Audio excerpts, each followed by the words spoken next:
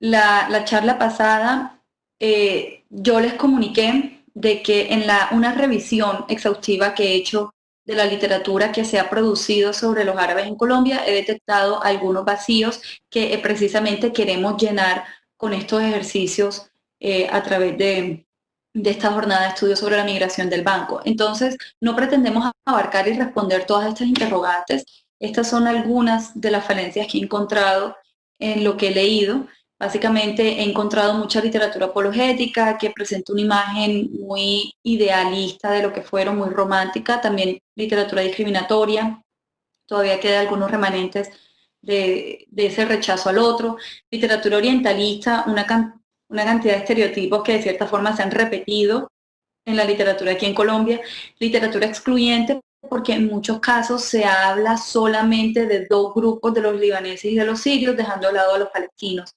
Eh, y eso es un problema que ha permeado, inclusive ha salido del ámbito académico, y si ustedes exploran noticias, artículos de prensa, van a encontrar también ese llamado migración o colonia sirio-libanesa, dejando por fuera a los palestinos.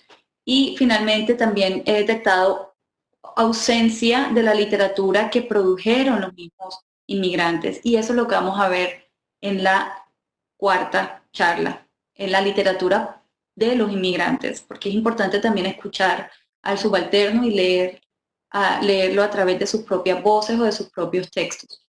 Entonces, para empezar esta charla, empecemos con algo poético. No sé si ustedes conocen al poeta y ensayista y periodista también, Jorge García Busta. Desafortunadamente falleció muy joven, pero nos dejó un legado importantísimo.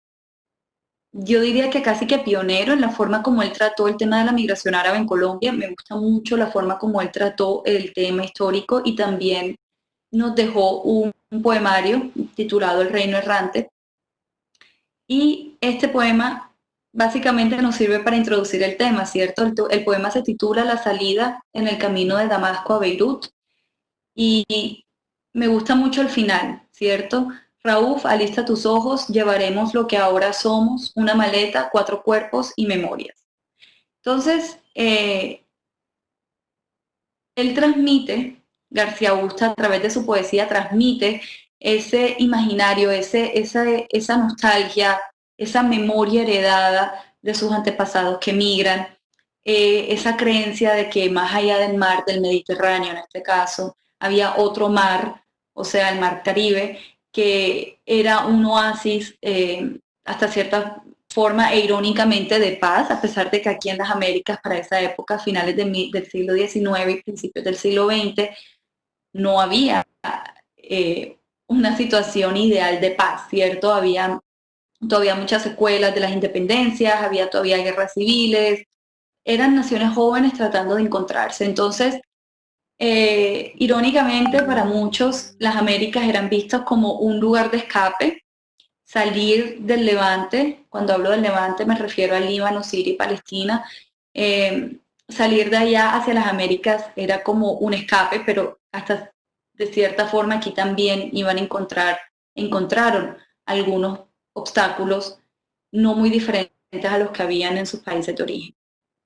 Entonces, siendo así, yo quiero comenzar ya con unos testimonios, porque como se los dije anteriormente, en mucho de lo que es importante, más bien, conocer qué pensaban, qué vieron, no tanto suponer y basarnos simplemente en los hechos históricos, tanto de los países árabes de origen como de las sociedades receptoras, sino conocer en detalle. Me parece importantísimo porque esto nos permite acercarnos a la historia de otra forma.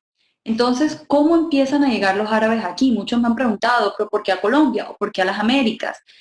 Y no hay una respuesta, no hay una respuesta única, pero hay una serie de respuestas y de factores que convergen. Entonces, uno de los tantos factores que hace, de esas causas que hacen que lleguen tantas personas acá, es ese mito que empieza a crearse sobre América, ¿cierto?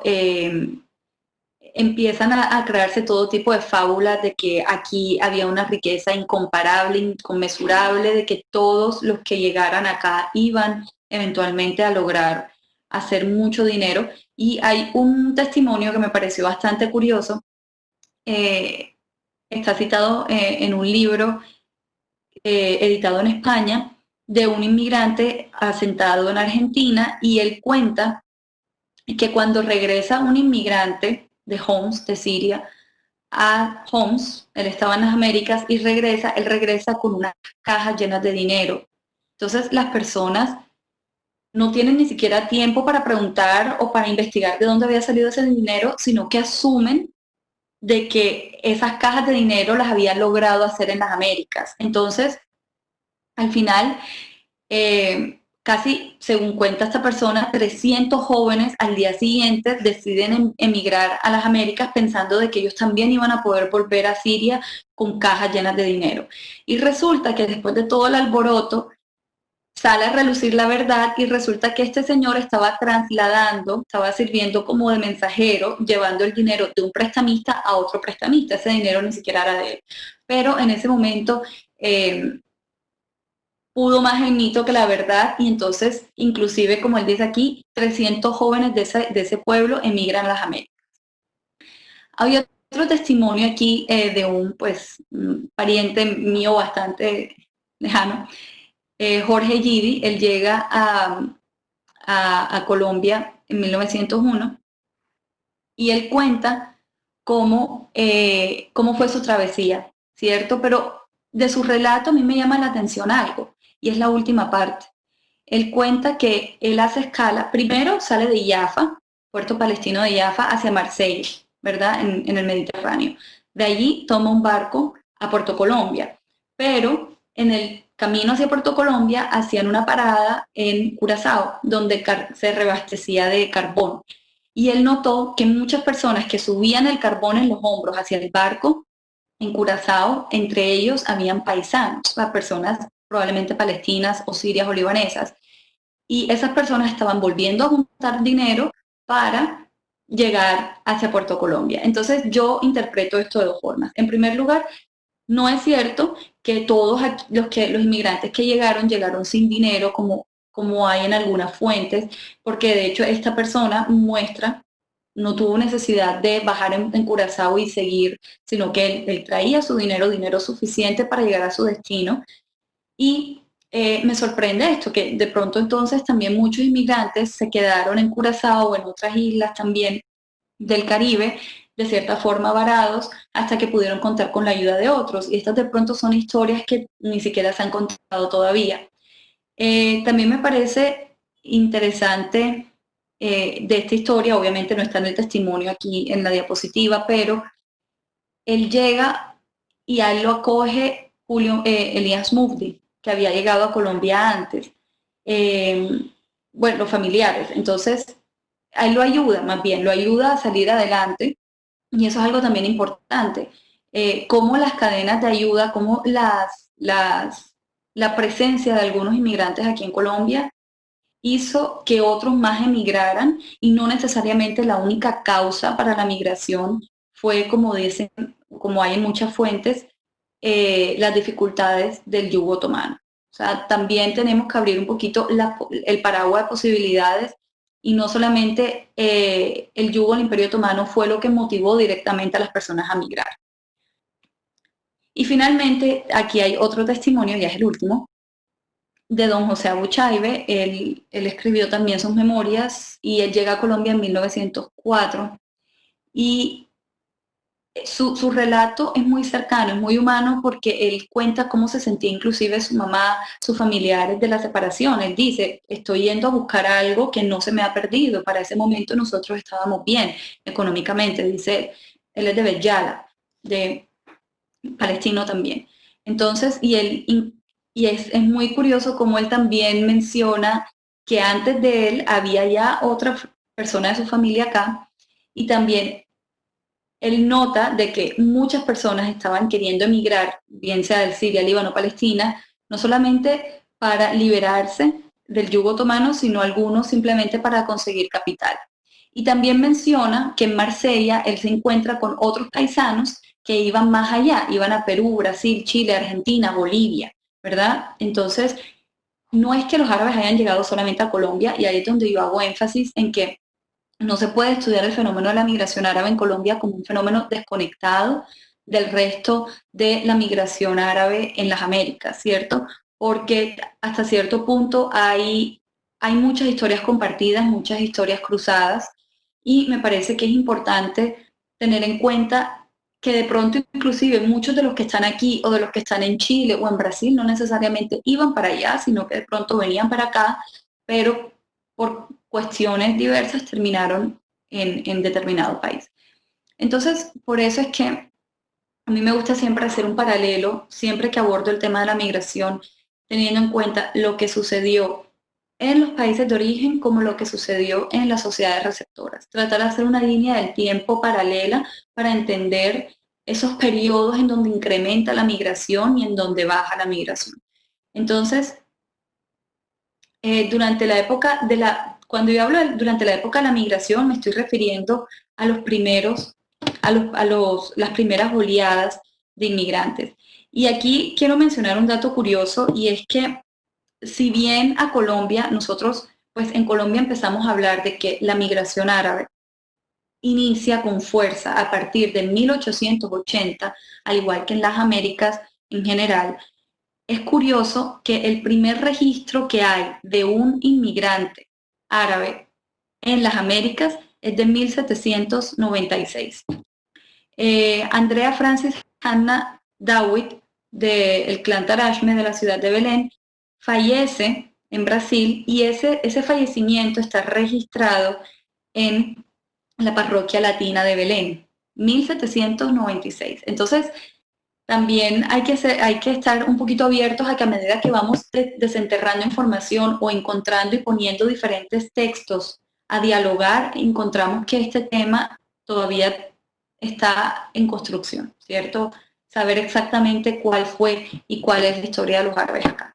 Entonces, como les decía, Siria, Líbano y Palestina son los tres países geográficos de donde más, o inclusive al principio, de donde salen los primeros migrantes árabes levantinos a las Américas, ¿cierto? Estoy hablando que nos situamos aquí a Colombia en 1880 en adelante. A Estados Unidos empiezan a llegar un poco antes, 1860, pero digamos que a Colombia los primeros registros son de 1880. Entonces, ¿qué estaba pasando en 1880 en Siria, Líbano y Palestina? Los tres países tenían condiciones un poco similares, no eran las mismas, pero eran similares, ¿ok? Las condiciones políticas, económicas, sociales y culturales tenían rasgos en común, pero habían algunas particularidades en algunos países. Por ejemplo, a partir de 1880 podemos empezar, y un poquito antes obviamente, a ver que hay problemas entre los maronitas y los drusos en el Líbano, algo que no necesariamente se presentaba en Siria o en Palestina. Por otro lado, en el caso de Palestina podemos ver cómo para esta época, o un poco más adelante, en 1890 y la primera década de 1900, ya los palestinos empiezan a estar preocupados por la migración de personas de Europa a Palestina. Entonces empieza, digamos que, una preocupación nacional, y eso sería, digamos que, las semillitas que empiezan a plantarse para la situación que vemos hoy en día en Palestina e Israel. Ya para 1800, finales de 1890, ya los palestinos estaban preocupados y comentándole esta preocupación al gobierno turco de que había una migración sin control masiva de personas de Europa hacia Palestina. Por otro lado, los países de Latinoamérica también tenían algunos elementos en común.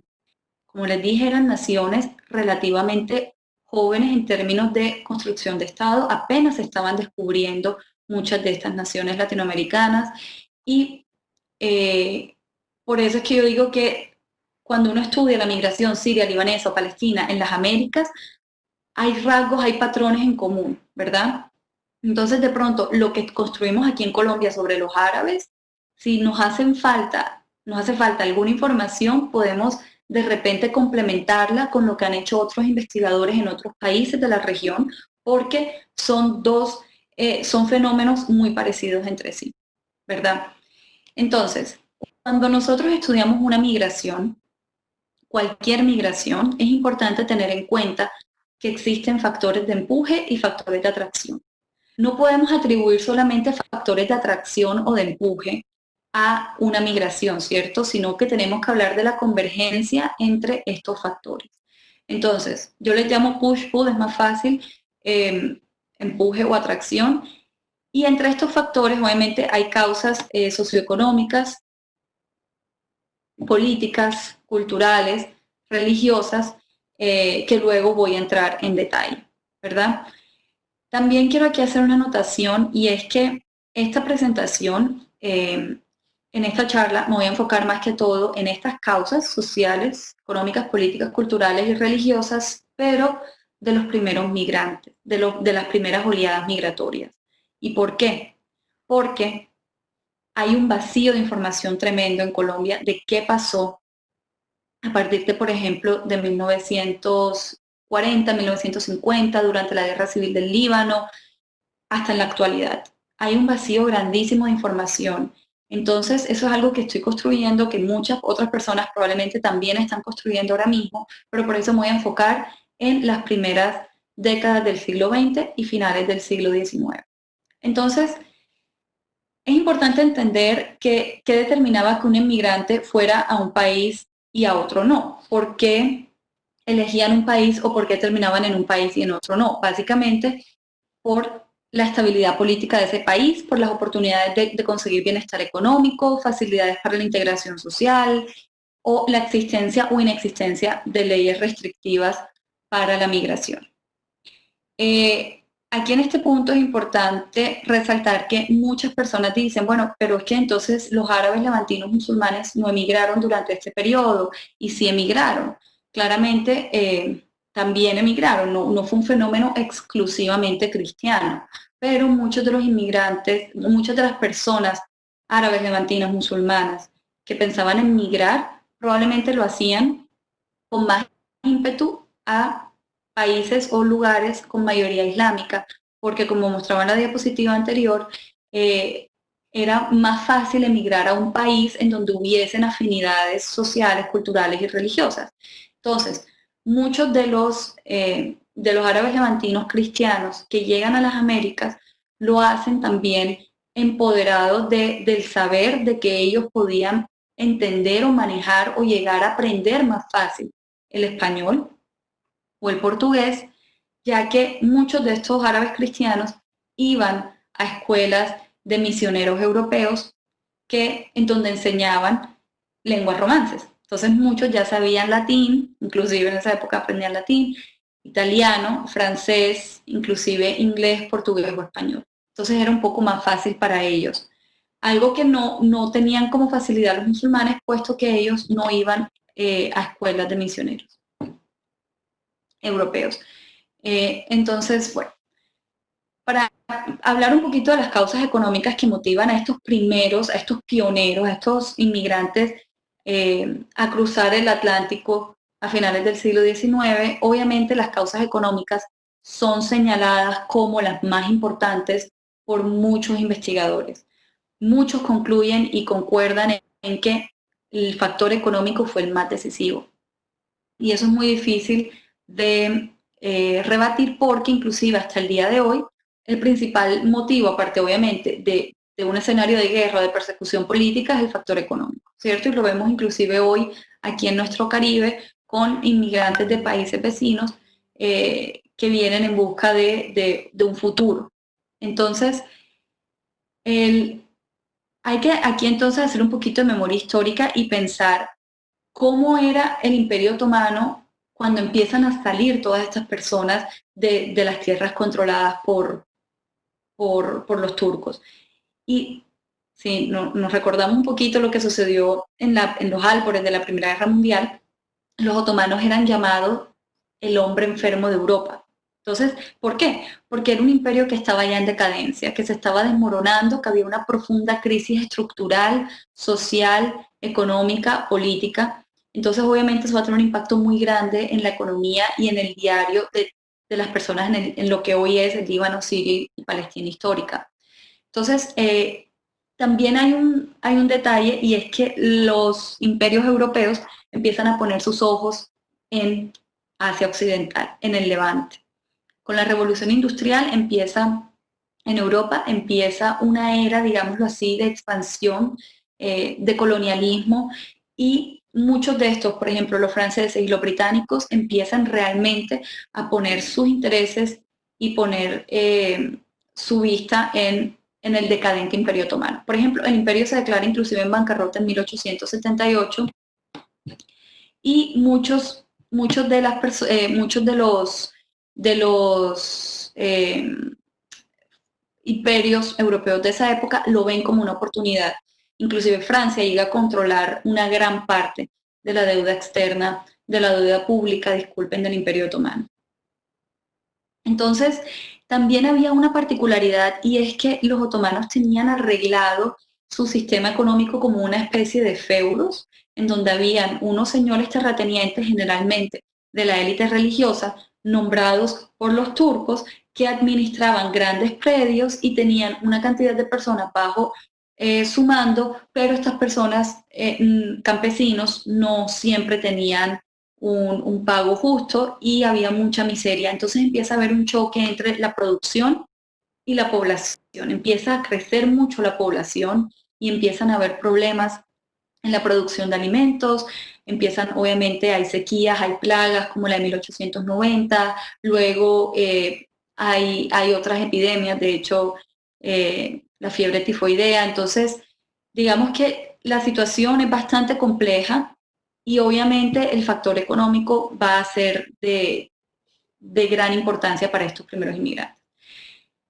Entre las causas, algunas de las causas políticas que podemos mencionar, como les dije, el Imperio Otomano era el que ejercía el control efectivamente desde el siglo XVI sobre el Líbano, Siria y Palestina, y otras regiones, por supuesto.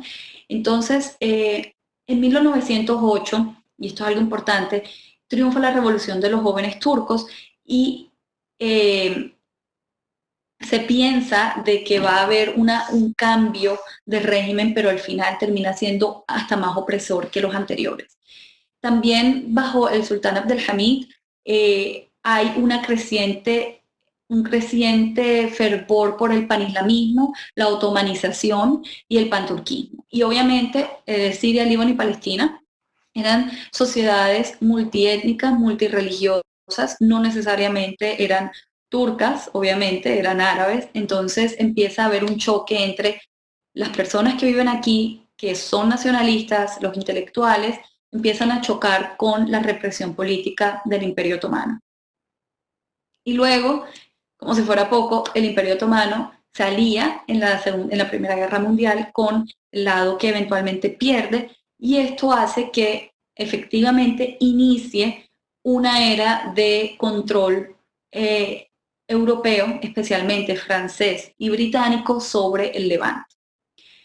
Como les dije, también la situación en Palestina también es un poquito diferente a la situación que se presenta en el Líbano y en Siria, porque en el Líbano y en Siria estos países pasan a ser protectorados franceses, ¿cierto? Con el acuerdo Sykes-Picot, hay una repartición de los territorios que eran del Imperio Otomano, pero el caso de Palestina aquí es donde empieza a diferir con más fuerza, porque Palestina pasa a control británico, pero Gran Bretaña para ese entonces había hecho promesas, digamos que dobles, alianzas dobles, tanto para el movimiento sionista como para el movimiento nacionalista árabe palestino. Entonces empieza a construirse una verdadera, digamos que tragedia para las personas de la zona, porque empiezan a chocar proyectos nacionales y también empieza el colonialismo en esta región. Entonces, estos son, como les dije, no todos, pero algunos de los factores políticos que, digamos, influyen a las primeras, motivan estas primeras oleadas migratorias de 1880 a el principio de la Primera Guerra Mundial, más o menos. Listo, como causas culturales, como se los mencioné en la charla pasada, no todas las personas que llegan aquí, no todos los árabes que llegan son necesariamente analfabetas o necesariamente campesinos, como he encontrado yo en mucho de lo que se ha escrito, sino que también venían muchos intelectuales que venían huyendo y venían en búsqueda de libertad intelectual. Prueba de esto es que en todo el continente, bueno, no en todo, pero por ejemplo en Brasil, en Chile, en México, empiezan a producirse periódicos, en Argentina empiezan a producirse periódicos en lengua árabe, hay una escuela literaria que surge entre la diáspora árabe en las Américas, entonces un alfabeta, un campesino no iba a ser quien desarrollara una imprenta o escribiera artículos aquí en la diáspora, ¿cierto? Entonces, esto nos muestra un poquito esa diversidad de los inmigrantes, de estas personas que llegan. Entonces, y eso lo vamos a ver dentro de 2 semanas cuando veamos la escuela del Masjar. Entonces, también muchas personas influenciadas por la Nahda o el resurgir, el renacimiento árabe de finales del siglo XIX y principios del XX, ven a las Américas como un lugar en donde pueden conseguir sus deseos emancipatorios de patriotismo y de libertad. De hecho, muchos, bueno, no muchos, pero varios de los árabes que llegan a las Américas participan inclusive en algunas guerras nacionales, guerras de independencia y han estado participando en la política desde su llegada. Política tanto de izquierda como de derecha, como movimientos revolucionarios. Hay casos así en América del Sur y en Centroamérica.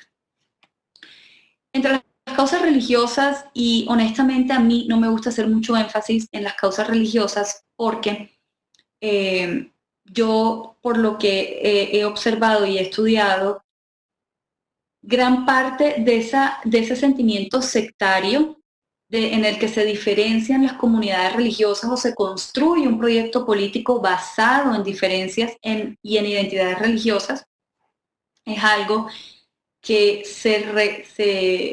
digamos que se recrudece con las políticas otomanas y luego con el mandato francés en el caso del Líbano. Entonces yo no creo que el sectarismo o las luchas fratricidas sectarias sea necesariamente un rasgo natural de esta región, como a veces creemos que, bueno, esta región siempre ha estado en guerra, es algo natural, no hay tolerancia. Yo no creo que eso sea así, yo más bien creo que el desconocimiento inclusive de las potencias europeas en la región es lo que termina ahondando el choque entre grupos religiosos. Por ejemplo, y pasó en el caso del Líbano, en 1860 hay mucha violencia entre las comunidades religiosas y los franceses para ese momento se veían a ellos mismos como los defensores del cristianismo en Oriente, de los cristianos en Oriente. Entonces, digamos que ellos entran a jugar un papel en donde van a apoyar a detrimento de otra comunidad, una cierta comunidad. Y esto eventualmente va a quedar consagrado en el Pacto Nacional y en la Constitución libanesa del Estado libanés que se crea en la década de los 40. Entonces, como les digo, no creo que sea algo natural de la región. Esta lucha de religiones no necesariamente tiene que serlo, sino que es algo que se fue construyendo debido al choque de intereses imperiales, tanto otomanos como europeos en la región. Bueno, entonces, ahora para adentrarnos un poco ya en cómo fue el viaje, ya sabemos un poquito de las causas, lo que hace que una persona en este momento, finales de 1880-90, tome la decisión de emigrar, como dice uno de los testimonios, a buscar algo que no necesariamente se les había perdido por esa fiebre que había de las Américas. Hay que entender que también se construyeron muchos mitos, muchas fábulas y que también algunas personas vieron en la migración un negocio. No necesariamente los migrantes, sino los que rodeaban, y eso lo vemos hasta el día de hoy. Todavía vemos estas personas que cobran una cantidad de dinero a personas en África o en el mundo árabe para transportarlos a Europa o salir de África en un barco hacia el Mediterráneo. Existe todavía esta figura del comisionista, del intermediario, y esto pasó también en ese momento. De cierta forma se creó una red que atrapaba a estos jóvenes que tenían alguna algún interés, así fuera muy vago, pero que tenían algún interés en migrar. Entonces esta red se conformaba por una agencia turística, una agencia, pues no turística, pero una agencia de viajes, involucraba a un país americano y una supuesta empresa que demandaba mano de obra. Entonces empiezan a tejer esta cantidad de historias, algunas ciertas, otras falsas, que hacen que las personas se sientan confiados y se sientan eh, de cierta forma como motivados, seguros de tomar la decisión de emigrar. Entonces empieza también a aparecer varias figuras. Empieza a aparecer la figura del prestamista, que de hecho lo vimos en uno de los testimonios, los prestamistas en Siria en esa época transportando plata, dinero en cajas. Entonces empieza a aparecer la figura del prestamista que le presta el dinero a estos jóvenes para que puedan emigrar y luego las familias en el lugar en la patria de origen quedan con estas grandes deudas. También aparece la figura del comisionista, una persona que decía, yo te ayudo a que era como un agente de migración, que en realidad no era un agente oficial, pero que sabía cómo hacer que el migrante eventualmente llegara al barco y lo dejaran montarse al barco, le facilitaba todo el proceso. Entonces se empiezan a crear toda esta cantidad de figuras que atrapan a estos jóvenes que piensan migrar porque se vuelve un negocio muy lucrativo. Según varios relatos, los pasajes oscilaban entre los 12 y 16 libras otomanas, pues, no eran asequibles para todos. La verdad es que muchos contaban con pagar ese dinero una vez hicieran la América. Hacer la América era básicamente llegar aquí a las Américas, trabajar un par de meses, ahorrar dinero y eventualmente regresar a sus países de origen. De hecho, cuando los franceses asumen el control de Siria, América, sí en árabe, asumen el control de Siria y del Líbano, intentan regular esta práctica, pero sin éxito. Entonces, las rutas, también pasa algo, y es que las rutas comerciales hacia Estados Unidos tenían mucha demanda, ¿verdad?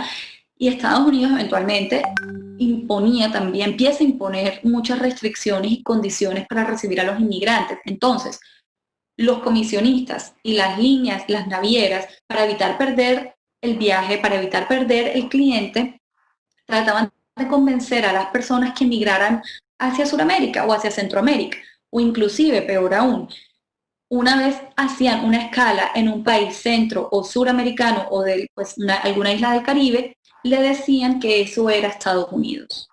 Entonces, ese juego de palabras, esto es América, entonces cuando la gente dice América, tiende a pensar que es Estados Unidos, que todavía pasa hasta hoy. Entonces eso pasó mucho. Muchos se bajan en Haití pensando que es Estados Unidos. Eventualmente se dan cuenta que no lo es y empiezan de cierta forma, inician otro movimiento migratorio hacia Sudamérica, en donde ya hay más árabes establecidos. Inclusive muchas personas que terminan también, en este caso libaneses, pasó mucho con los libaneses, muchos que iban para Argentina o Brasil terminan en Senegal o en Guinea, en África, ¿verdad? Entonces, ¿quién era este inmigrante, cierto? ¿Cuál era el perfil? Porque sí, de hecho, había un perfil inicial del inmigrante pionero, ¿ok? Estos pioneros generalmente eran hombres solteros, jóvenes,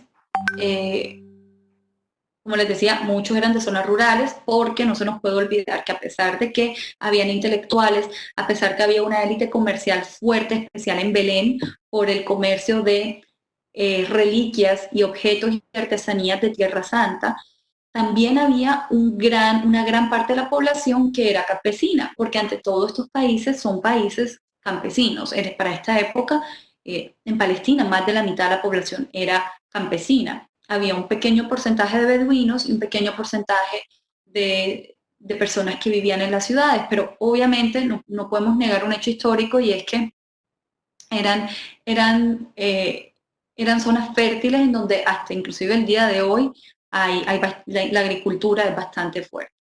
Entonces, después hay un cambio en el perfil del migrante. Obviamente esto obedece a los pioneros, porque en la estructura tradicional de las familias árabes, a modo muy general, sin querer esencializar o ahondar un estereotipo, pero sí es algo que sucede, es que los hombres tienen el rol productor y las mujeres tienen un rol reproductor, ¿cierto? Son sociedades patrilineales, eso inclusive los estudios feministas ubican a la región de Asia Occidental, el llamado Medio Oriente, lo ubican en esta zona patrilineal en donde la familia del hombre, no solamente el hombre, sino la familia del hombre, o sea, la línea paterna va a ser muy importante en la vida de una familia, en la vida de una mujer, ¿cierto? Entonces, muchos son los que deciden emprender este viaje, pues son hombres, pero luego, cuando logran llegar a alguna estabilidad económica, van en busca de sus familiares o inclusive también en busca de esposas. Hay una anécdota muy, no voy a entrar en los detalles porque no tenemos tiempo, pero un familiar, pues un miembro de mi familia extendida, termina casándose con una persona, con una mujer que venía a casarse en El Salvador con otro paisano. Ella hizo escala en Barranquilla, pues en Puerto Colombia, toman el tren hasta Barranquilla a visitar a unos parientes y aquí algunas personas de la comunidad interfieren en ese viaje y esta señora suspende su viaje hacia El Salvador y termina casándose con una persona de acá, con un pariente de acá y no con el señor con el que ella se iba a casar en El Salvador. Ella venía de Palestina. Entonces, eso pasó mucho e inclusive la generación de los pioneros y hasta yo diría que los 30, los 40, los 50, muchos de los matrimonios eran endogámicos, eran dentro de la comunidad. Y no solamente palestinos con palestinos o sirios con sirios, libaneses con libaneses, sino que también se empieza a ver con el tiempo matrimonios entre sirios con palestinos, con libaneses. Y luego, ya en décadas más recientes, empieza a haber un cambio y empiezan a emigrar, empiezan a casarse con personas de fuera de la comunidad, ¿verdad? Entonces, esto es a lo que yo me refiero con el efecto llamada o el efecto de migración en cadena, es que cuando uno de estos inmigrantes pioneros logra alcanzar cierto éxito económico, él no solamente necesita atraer personas para que lo ayuden con su negocio, sino que también de cierta forma atraer a sus familias, reduce un poquito esa nostalgia de estar lejos. Y eso es algo también muy común de la constitución de las familias árabes, y es que las familias están muy relacionadas con otras familias que hacen parte del clan, ¿cierto? O sea, un clan contiene varias familias y entonces es por eso que al emigrar una familia, eventualmente terminan emigrando varias familias de ese clan, ¿cierto? Y hoy en día hay muchos pueblos en donde literalmente en Palestina, en Siria o en el Líbano, ni siquiera hay personas de esa familia o de ese clan. Listo, entonces para entrar en algunos periodos en alguna periodización o periodos de auge y de declive de la migración, como les dije, en 1860 realmente inicia ese movimiento de personas árabes de tierras otomanas hacia las Américas y luego en 1880 aparece el primer registro de un inmigrante árabe aquí en Colombia. Entre 1800 y 1880 y 1930 hay una migración sostenida. ¿Esto qué quiere decir? Que el gran grueso de los inmigrantes árabes a Colombia llegan en este periodo. Entonces luego, después de 1930, es donde, según los registros, empiezan a llegar más mujeres y más niños, familias completas, por decirlo así. Hay un retroceso importante en 1929, ¿verdad? Con la Gran Depresión. Y hay unos momentos históricos en donde la migración incrementa. Por ejemplo, en 1948 y 1967, muchos palestinos empiezan a llegar a Colombia y aquí es donde yo digo que hace falta documentar a esta migración, ¿cierto? De cierta forma, muchos investigadores nos hemos quedado, y me incluyo porque es difícil analizar estos datos, nos hemos quedado en las primeras oleadas migratorias y no sabemos con ciencia cierta cuántos llegaron en 1948 a raíz de la Nakba, o en 1967, o durante la Guerra Civil y posteriormente con los libaneses. Entonces, luego también hay que tener en cuenta que Latinoamérica, ¿por qué no siguen llegando con tanto auge? Porque Latinoamérica se convierte en un continente de emigración y no para recibir migración, ¿cierto? Es cuando empezamos a ver la formación de estas comunidades diaspóricas colombianas en España, en Estados Unidos, entonces ya pierde ese mítico carácter de la América dorada, de venir a ser el sueño americano. ¿Ok? Entonces, y esto nos lleva a un problema también mucho más profundo, y es que no sabemos cuántos árabes hay en Colombia. No tenemos ni idea y yo creo que es muy difícil saber porque inclusive hasta el día de hoy hay personas que tienen el apellido de tercero o cuarto. Entonces, para un investigador es difícil hacer un censo porque a simple vista no es identificable, ¿verdad? Eso me ha pasado mucho a mí con las reinas del carnaval en Barranquilla porque realmente no podemos saber si su tercer o cuarto apellido eran árabes. Entonces, generalmente aquí en Colombia se habla de 50.000, 30.000, es la cifra que más se repite. Hay algunas personas que afirman que son millones los descendientes, pero yo soy un poco conservadora y no me gustaría decir ese número tan alto.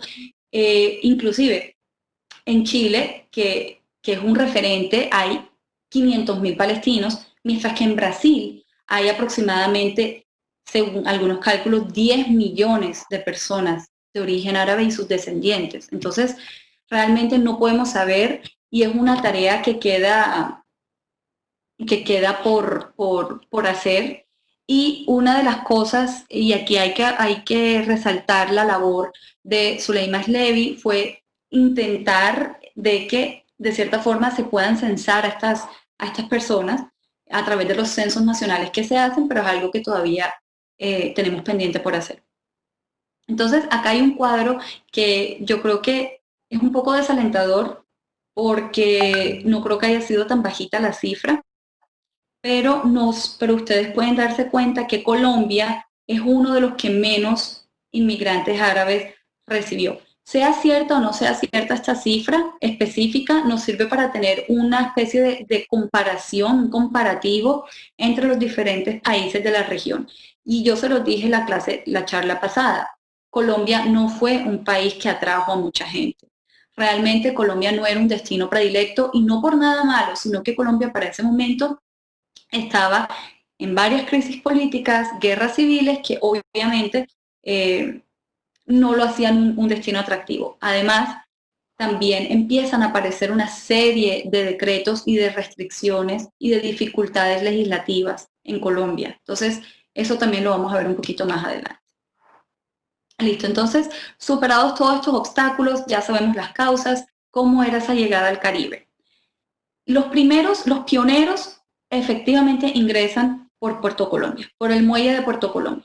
Cuando el muelle de Puerto Colombia pierde su auge, empieza su declive, empiezan muchos a llegar por Cartagena. Por Buenaventura no tenemos datos, por ejemplo, no hay muchos datos de llegadas por Buenaventura. Obviamente después en los 70s, en los 80s, a raíz de los episodios que hemos hablado, que motivan estos piques de migración en el Líbano o en Palestina, obviamente ya llegan por avión. Pero inicialmente era efectivamente en su mayoría, gran mayoría, por Puerto Colombia. Y de allí, siguiendo el río Magdalena u otros ríos, se insertaban en toda la geografía nacional. Puerto Colombia era bastante internacional para el momento. Había 9 compañías que atracaban semanalmente, moviendo comercio y también personas y también ideas. Entonces, digamos que Puerto Colombia era bastante importante y lo sigue siendo en 1890. Como les dije, a través de los ríos, muchos se quedaban en Barranquilla, ese era su destino inmediato. por la cercanía. Acuérdense que en este momento estamos hablando de que hay muy pocas vías de conectividad, tanto terrestres como fluviales. Entonces, para muchos es fácil quedarse en Barranquilla, pero una gran cantidad, especialmente muchos de los que llegan por Cartagena, se van hacia Sucre, Montería, pues a Córdoba, y en realidad hoy en día es muy factible encontrar, en especial por ejemplo en Lorica, muchos le dicen Lorica Saudita, o inclusive en Monpós, encontrar muchas personas de origen árabe. Entonces, ya para entrar un poquito en cuáles eran esas regulaciones migratorias y restricciones de las que yo les hablaba, hay que entender que, como les decía, en Colombia suceden dos cosas. Por un lado, el país, por su situación interna, política, social, económica, inclusive de salubridad, el clima era un poco complicado. Sí, en el Banco Magdalena también hay bastante. Era un poco complicado llegar o establecerse en el país, pero aparte de eso, había un proyecto migratorio en Colombia a finales del siglo XIX que realmente fue visto como un proyecto migratorio excluyente. ¿Qué quiere decir eso? Que de cierta forma para el gobierno central en Bogotá era deseable el ingreso de ciertos migrantes, de ciertas razas, ¿verdad? Ese concepto es errado, no hay que usar el concepto de razas, pero para ese entonces se usaba. Entonces, inclusive tampoco eran deseadas personas con enfermedades o con discapacidad. Entonces, realmente el proyecto migratorio en Colombia, como fue asumido desde el legislativo, fue un proyecto civilizatorio para mejorar, entre comillas, la raza, que estaba muy influenciado por las teorías eugenésicas y por el darwinismo social de esa época. Entonces, aquí lo que se pretendía era que llegaran inmigrantes que mejoraran la raza local. Entonces, el prototipo del inmigrante deseado era una persona blanca, cristiana y obviamente europea. Y la primera ley, de hecho, que establece condiciones étnicas general, no establece de dónde, pero establece condiciones étnicas para limitar y condicionar el ingreso es en 1922. Pero para 1922 ya habían llegado aquí muchísimos árabes. Entonces, aquí hay un decreto de 1935 que me parece bastante curioso, porque miren la selección que hacen, ¿cierto? Hace una selección bastante extraña de personas y limitan la entrada de estas personas. Y cuando hablamos de árabes, aquí están limitando el ingreso de egipcios, libaneses, marroquíes, palestinos y sirios.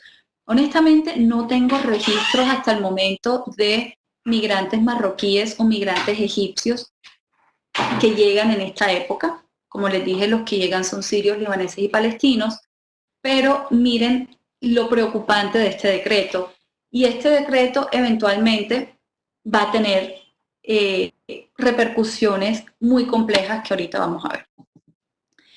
No solamente se restringía, había un cierto tipo de discriminación legislativa y legal hacia los árabes, sino que también había discriminación en la prensa. Entonces había un clima que realmente no es el mismo clima que hay hoy, ¿cierto? Hoy en día no se ven estos decretos o por lo menos artículos de prensa con un toque tan marcado racista. Afortunadamente aquí en Colombia no, lastimosamente en otros países sí, aquí en el continente. Y, por ejemplo, por cortesía de la investigadora Laura de Moya, yo llegué a encontrar, pues tuve el privilegio de conocer estos dos artículos de prensa, estos dos recortes de 1927 y de 1919, en donde la élite colombiana expresa estar en contra de ciertas migraciones asiáticas, africanas, e inclusive en 1927 ya directamente mencionan a los inmigrantes libaneses y palestinos como poco deseables.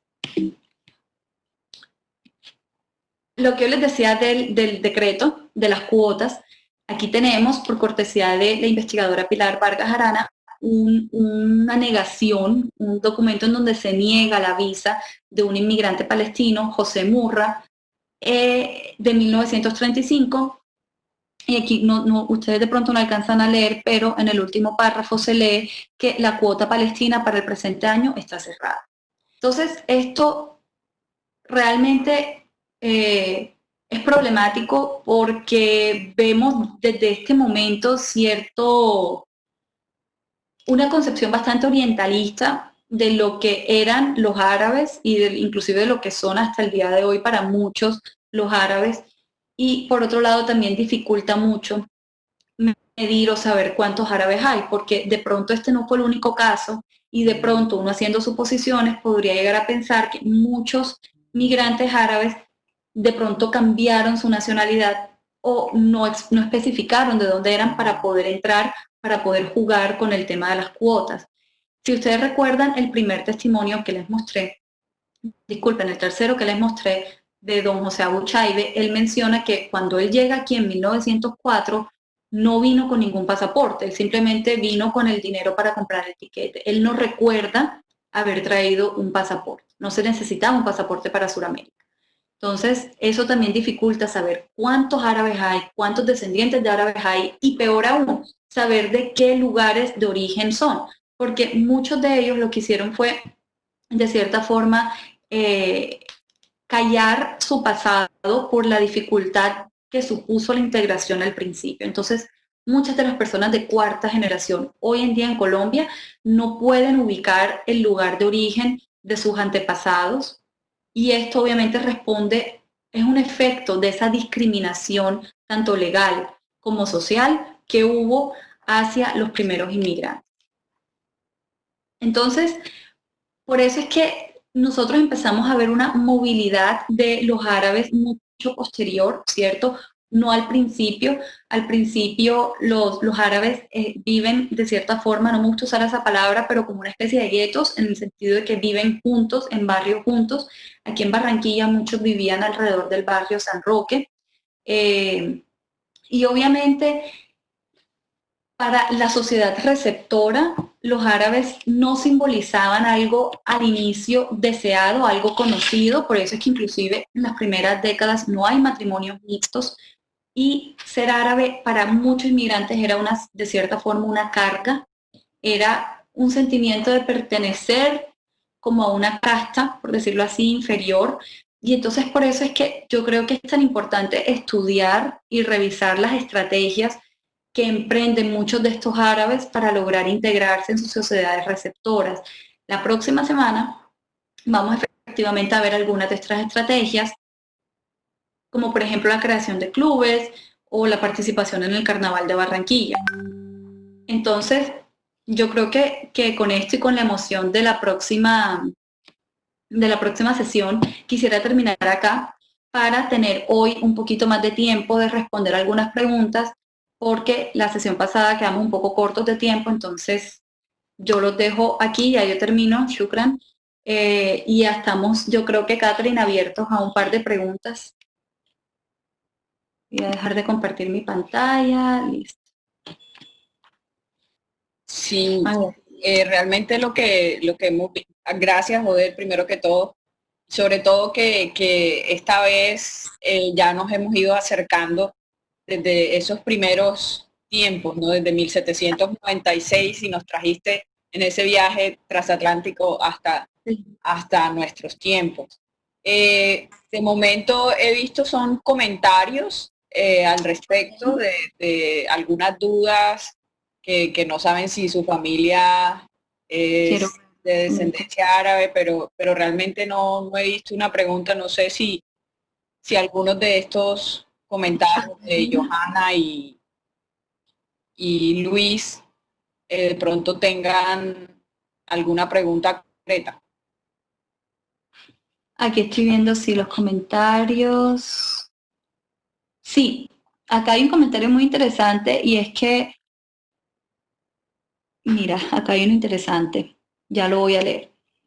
Se casó con una colombiana, pero ella le tenía prohibido hablar de su pasado y no les enseñó a sus hijos. Claro, eso fue algo muy común y hay una fractura generacional terrible, terrible, porque la primera generación de los migrantes, de los pioneros, como les dije y lo dije en la clase pasada, muchos de ellos venían acá temporalmente muchos terminan quedándose por diversos factores. En el caso específico de los palestinos, muchos terminan quedándose porque las restricciones que impone el mandato británico y que dificulta la ciudadanía, la obtención de ciudadanía para los palestinos, hace que eventualmente muchos se queden. Luego, con la creación del Estado de Israel, también se vuelve imposible regresar. En el caso del Líbano y de Siria, digamos que hay un poquito más de facilidades para regresar, pero también muchos encuentran aquí, logran hacer la América rápido y fácilmente. Entonces, realmente la experiencia migratoria para muchos terminó siendo algo traumático. Entonces, cuando yo hablo de que hace poco estaba hablando con una persona de origen árabe que es psicóloga, hablábamos de una fractura generacional, porque hoy en día, por ejemplo, en mi caso, mi bisabuelo del lado paterno llegó de Palestina y del lado materno mi abuela, pero en el caso de mi bisabuelo, o sea, yo sería cuarta generación y se vino en ese momento, en ese escenario, en ese contexto tan difícil de que los árabes podían expresar abiertamente su arabidad. Recordemos que Gabriel Turbay, cuando se lanzó a la presidencia en los 40, sufrió muchísima discriminación por su origen étnico, ¿verdad? Entonces había temor, ¿cierto? Entonces muchos decidieron sacrificar esa identidad, sacrificar eso que los hacía diferentes para poder asegurar su integración, su aceptación y su asimilación a la sociedad receptora. Entonces, el tema del idioma, que ahí vi una pregunta interesante, el tema del idioma fue algo muy triste porque en muchas crónicas que he leído, los viejos, por decirlo así, reservaban el árabe, el idioma, para el espacio privado y en el espacio público, cuando salían de sus casas, simplemente hablaban español. Entonces, ahí hubo una primera fractura generacional de que la generación nacida en Colombia ya no hablaba árabe. Luego, y esto respondo a otra pregunta que vi, que era lo de las actividades económicas. ¿Qué pasa? La primera generación, efectivamente, por no conocer español, se dedican al comercio. ¿Okay? Muchos de ellos al comercio puerta a puerta, empiezan con préstamos, empiezan a vender puerta a puerta. De hecho, ellos introducen algunas innovaciones comerciales. Se dice que introducen la venta de tela por kilo, se dice que introducen el tema del crédito, la venta puerta a puerta. Esas ventas no eran algo que le gustaba a la gente aquí en Colombia, es decir, no era un trabajo realmente de honor, pero este trabajo era fácil de empezar, no requería mayor capital, no requería mayor, ¿cómo se dice?, como responsabilidad y no los ataba realmente. Pero luego, con el éxito conseguido en el menudeo, en la venta puerta a puerta, empiezan entonces a crear los primeros almacenes minoristas, de hecho así surge Olímpica, y luego eventualmente empiezan a incursionar en ganadería, en agricultura, por ejemplo, muchos se dedican al cultivo del arroz, muchas de las grandes arroceras en el país, algunas de ellas son de inmigrantes árabes, y luego, cuando ya sienten esta segunda generación que ya maneja el español, empieza a ingresar a las universidades, empieza la profesionalización de esta diáspora y muchos empiezan a ser médicos o abogados. Y esto es algo aquí, me gusta siempre conectarlo con la cultura árabe, ¿verdad? Porque no podemos estudiar a estos árabes sin conectarlos con los árabes de allá, los que permanecen. Y para los árabes el tema es muy común que entre las familias árabes se motiven a ser ingenieros, abogados, médicos, ¿cierto? Eso sienten las familias que les da como cierto prestigio. Eso sucede mucho hoy en día en el Líbano, sí, en Palestina, ¿verdad? Entonces muchos empiezan a dedicarse a estas profesiones y también, ya que empiezan a ingresar a las universidades, empiezan también a explorar y a expandir su círculo social. Entonces ahí es cuando empiezan inclusive a casarse con mujeres que no son de la comunidad o con hombres que no son de la comunidad porque pues ya los conocen, están con ellos en la universidad.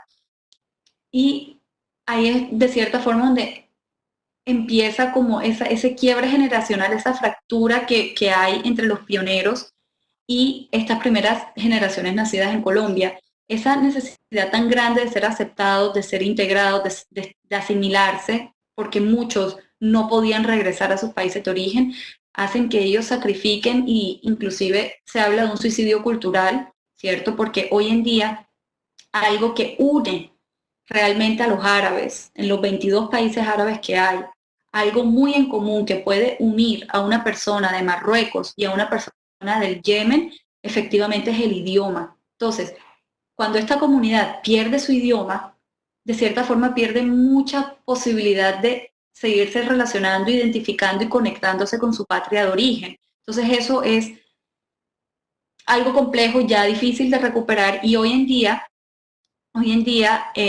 yo he visto, he observado que hay un nuevo resurgir de las generaciones, cuartas generaciones, quintas inclusive, debido a las redes sociales, al internet, hay tantas posibilidades de conectarse, de conocer y explorar sus orígenes que muchos están en ese proceso y es algo que me emociona mucho porque no tiene nada de malo tener una identidad compuesta, una identidad doble. A mí me parece que es algo que enriquece, ¿cierto?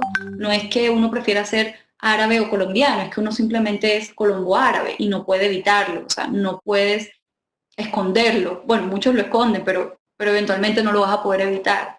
Basta con hacer un viaje al país de origen, sea Siria, Líbano, Palestina, y sentir realmente que estás llegando a un lugar al que también perteneces.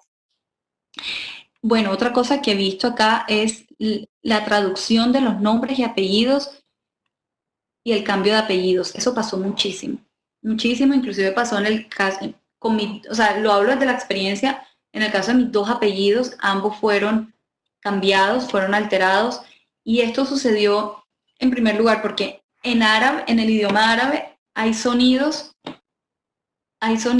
que no existen en el español. Entonces, para una persona registrando los ingresos de estas personas a finales del siglo XX en del siglo XIX en Puerto Colombia, quedaba muy complicado poder entender bien los nombres, entender bien los sonidos y poder escribirlos de acorde. Muchos eligieron también por traducir sus apellidos. Por ejemplo, Harp es traducido a guerra. Entonces, inclusive hay muchas familias hoy aquí en Colombia que son familia pero que no lo saben. O inclusive en países como Chile, El Salvador, Honduras, donde hay comunidades muy grandes también de árabes levantinos, palestinos en especial y libaneses, hay muchas familias, partes de estas familias son familias que están divididas en dos, pero ya tienen otros apellidos. Puede ser el caso hasta de dos hermanos. Un hermano se queda en Colombia, un hermano se va a Chile y la forma de transliterar los apellidos son completamente diferentes. Entonces, a veces ni siquiera saben que son familia.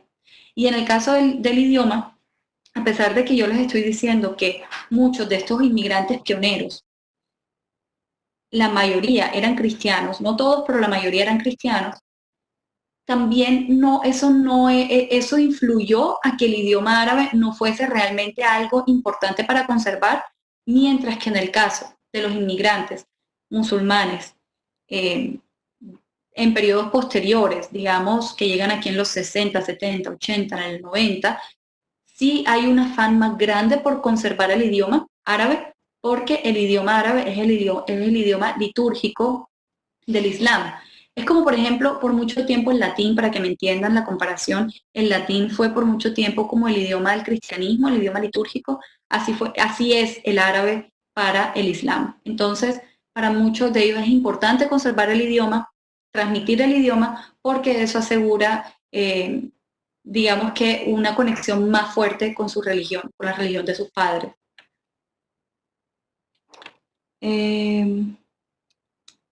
Nayib Bukele, sí. Aquí una persona puso, sí, Melissa, cómo saber el cronograma de las charlas que siguen. Sí, Yo creo sí yo que lo voy a proyectar cuando finalicemos, yo proyecto ya la agenda de los próximos encuentros. Luz Estela Fajardo hace una pregunta interesante sobre los escritores de origen árabe que no hacen acento en su cultura. ¿Es posible reconocer las huellas culturales en sus textos? de los escritores de origen árabe aquí en Colombia, creo que es la pregunta, sí. Sí, en Barranquilla, bueno, por ejemplo, el caso de Temeira.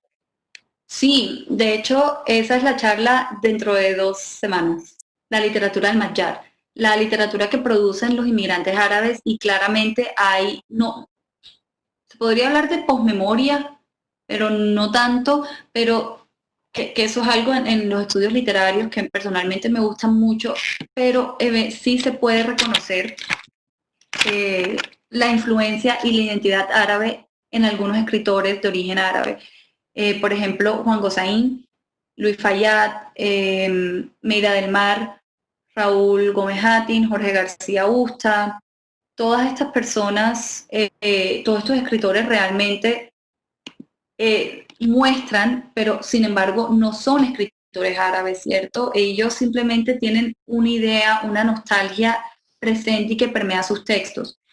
Y lo interesante de estudiar a estos escritores es que los conecta a ellos con los otros escritores árabes de las Américas, como por ejemplo a Jalil Gibran. Yo sé que muchos han leído a Jalil Gibran, venden sus libros aquí en las librerías en Colombia, eso me alegra mucho. Y Jalil Gibran es uno de esos escritores. Y yo una vez yo hice una afirmación que muchos se quedaron sorprendidos, y es que a mí me parece que Meira del Mar es nuestro Jalil Gibran, ¿cierto? Meira, de cierta forma, es lo que para la comunidad árabe en Estados Unidos es Jalil Gibran, ¿verdad? Entonces eso lo vamos a hablar en las charlas posteriores.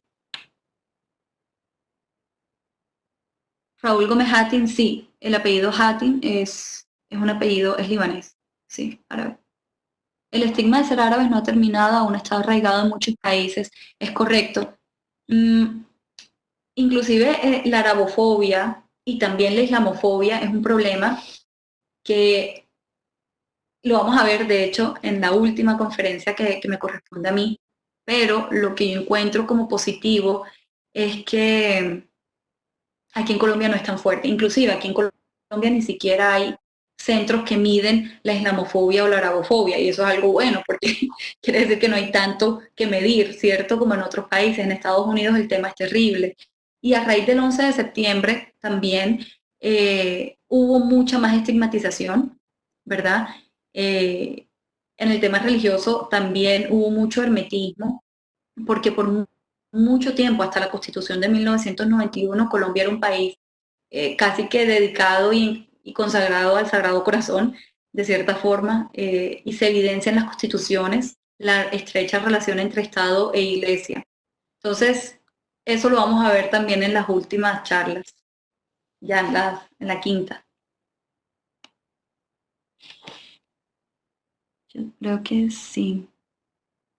Ya, yo creo que no he visto ninguna otra pregunta, de pronto se me escaparon.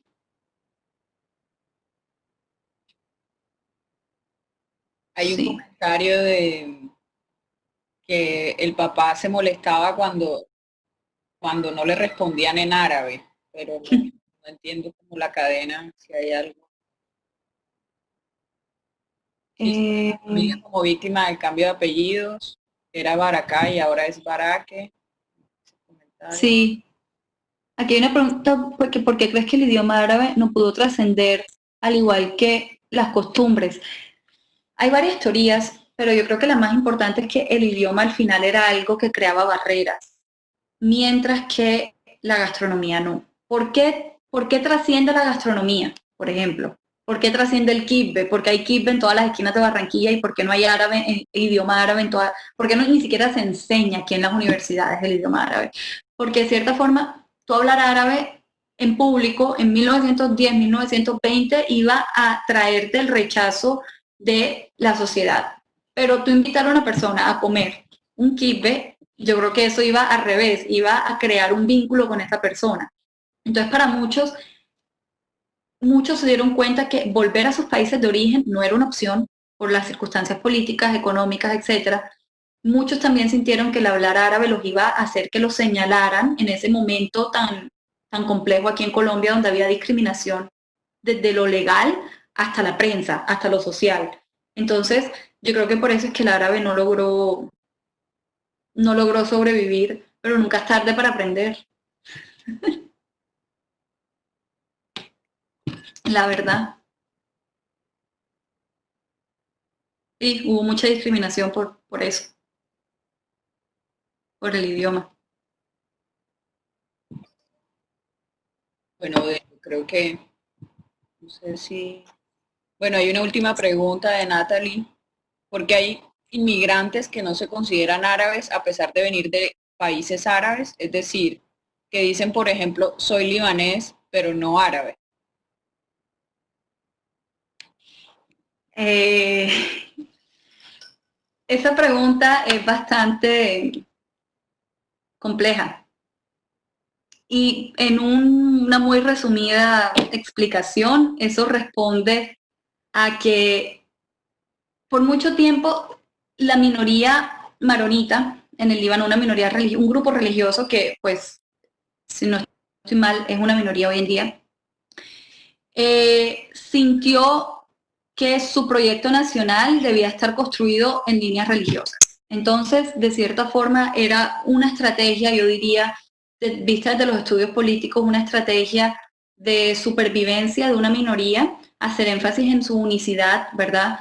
Entonces, este discurso de que no soy árabe, soy libanés, disculpen, es un discurso que algunos apoyan, otros no apoyan. O sea, aquí yo les estoy presentando ambas caras de la moneda, la explicación, por eso les dije que era compleja, porque responde a algunos intereses particulares, religiosos y políticos y proyectos nacionalistas, pero, pero hay que tener algo en cuenta y ya como para resumirlo, y es que el Líbano hace parte de la Liga Árabe. El Líbano es un país árabe y por ende los libaneses son árabes, hablan árabe. Entonces, digamos que me parece que es un debate que no aporta mucho, no construye mucho, o sea, sí se puede tener, pero al final es más fácil hablar de que son árabes porque efectivamente la región de Asia Occidental, lo que nosotros llamamos el Levante o el Medio Oriente, sufrió un proceso de arabización y de islamización a partir del siglo VII. Entonces, el Islam y también el idioma árabe salen desde la península arábiga, lo que hoy es Arabia Saudita, y se extienden por Siria, Líbano, Palestina. Muchos se convierten al Islam, muchos no, pero el idioma árabe pasa a ser el idioma predominante en la región.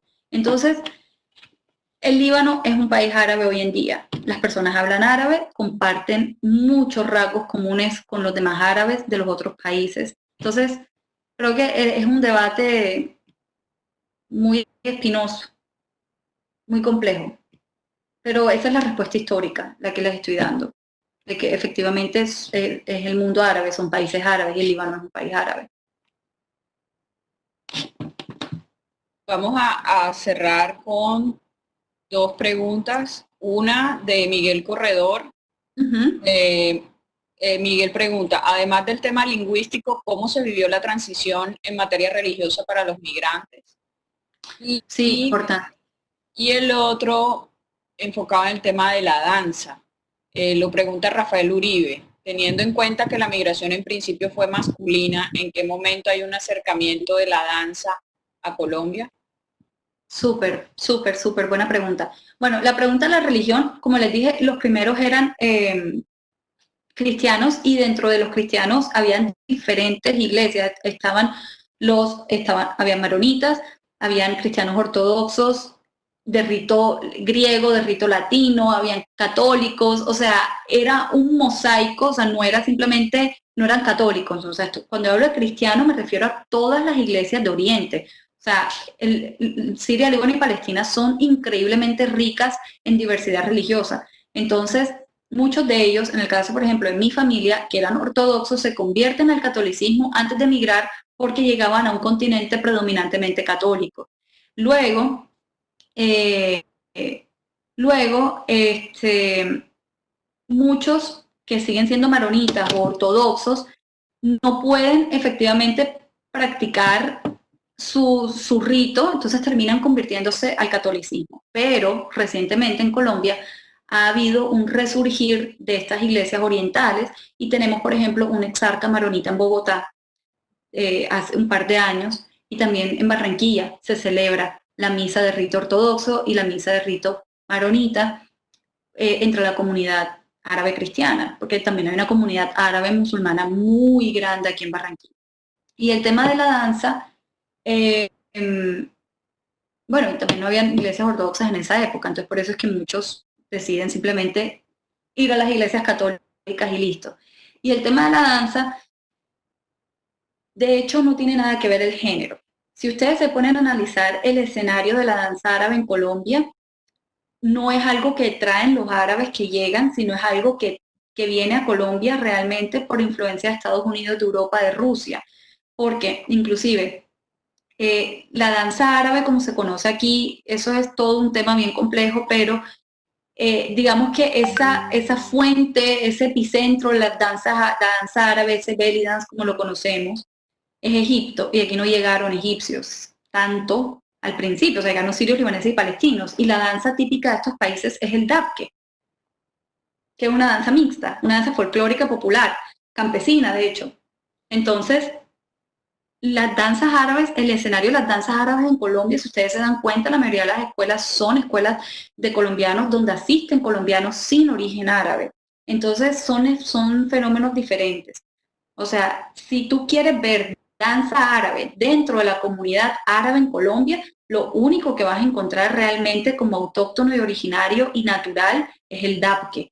El dabke, que es esa danza folclórica mixta de la que les hablo. No es la danza árabe que nos imaginamos muchos aquí, que es ese vestido de 2 piezas, Shakira.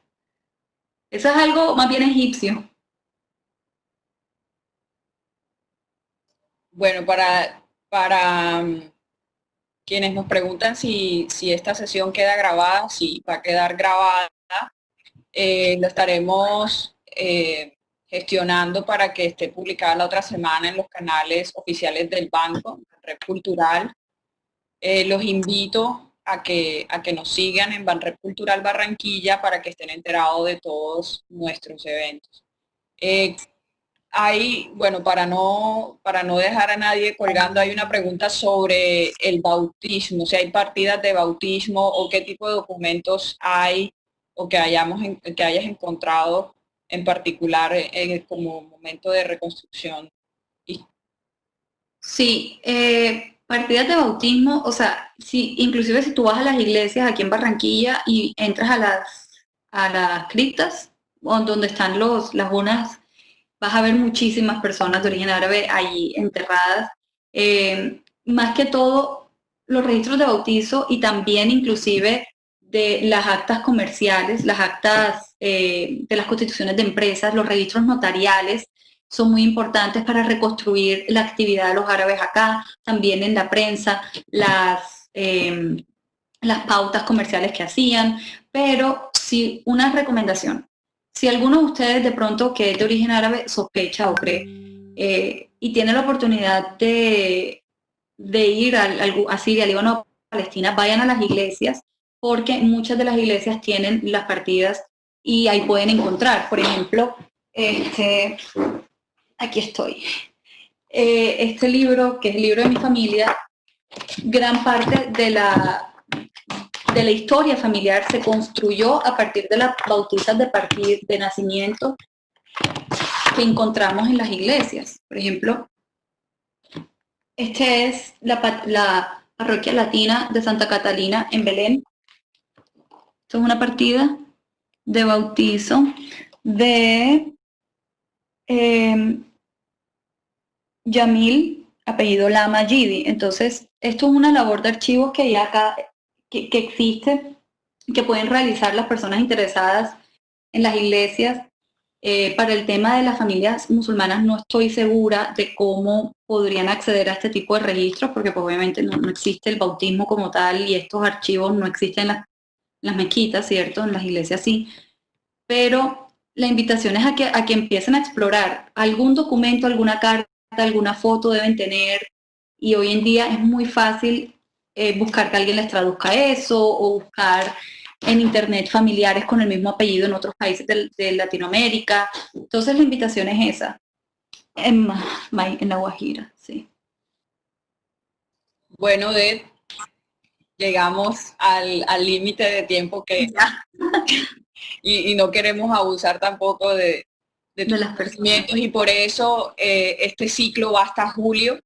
Voy a compartirles la divulgación de los próximos eventos que tendremos. en los que obviamente Odette nos sigue acompañando por 3 conferencias más. Y también tendremos a Karen, a quien mencioné al principio, y a Alex Quesep. Entonces, no se preocupen si de pronto quedó una pregunta pendiente, vienen más encuentros y están pues nuestros datos de contacto para que también por ahí nos puedan compartir sus inquietudes. Joder, muchas gracias por A esta ti. conferencia y muchas gracias a las 126 personas que se conectaron desde distintas partes del mundo a escucharnos y a reflexionar sobre el maravilloso mundo árabe. Les comparto entonces la pantalla para que puedan programarse y bueno, gracias a todos por acompañarnos.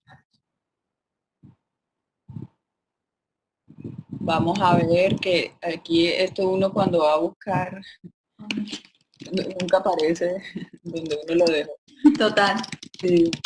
Entonces, voy a dejarle mi correo electrónico por si alguna de las preguntas no quedó contestada. Ahí vi que una persona que quiere discutir un tema más a profundidad. Entonces, sí, pues correo, sí, porque sí, es un tema interesante que se puede discutir a profundidad. sí, entonces les recuerdo, celebrando la integración, instituciones culturales, gastronomía y carnaval. También estará Odette el miércoles. Les recuerdo que es el miércoles porque el jueves tendremos a Obregón, celebraremos los 100 años del natalicio de Alejandro Obregón con la conferencia a cargo de Isabel Cristina Ramírez, Alejandro Obregón y la modernidad artística en el Caribe colombiano. Y luego volveremos a los habituales encuentros de los jueves. Será el 11, Escribiendo la Nostalgia, donde hablaremos sobre la literatura o la migración del Mayar o la migración y representaciones de lo árabe en la literatura colombiana, un poco relacionado a lo que preguntaba Luz Estela Fajardo hace minutos. Y el 18, por ahora, estamos cuadrando el resto de los tiempos. Continuaremos con los otros y nosotros, percepciones, bueno, hay un error ahí de EEP, percepciones mediáticas y diversidad religiosa de la migración árabe. Ahí les dejo mi correo si quieren anotarlo para que también lo podamos suscribir a las listas de correos y mantenerlos así informados de todo lo que desarrollamos desde el Centro Cultural Barranquilla. Me alegra mucho verlos.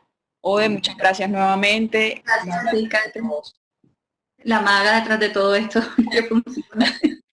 Bueno, muchas gracias, Alfredo Zamac, a Alexander Salón, Miguel Pardo Ferro, a todos. Muchas gracias a todos por conectarse. Ok.